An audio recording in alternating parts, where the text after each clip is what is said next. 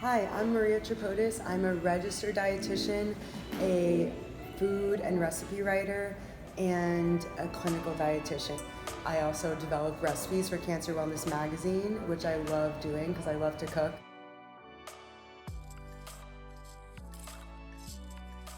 I have my own practice called Rebel Nutrition where I see clients and help them meet their health and weight loss goals. There are a few things that I like to tell my patients and clients.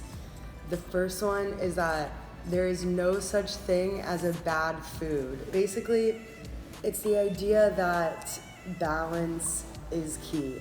So if you have a piece of cake every single day, that's when it starts to become bad for you.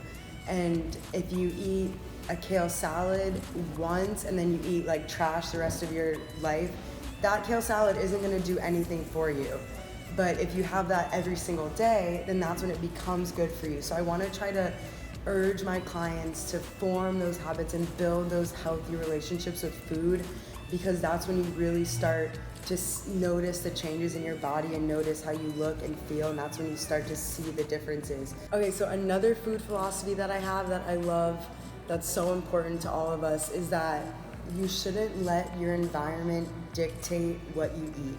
So basically, by that I mean fill your home and your office and your workplace with food that's good for you, because that's what you're going to be eating most of the time. You have the power to control your environment. Don't let your environment control you. And I think that's one of the main keys to, staying on top of your nutrition and your wellness plan.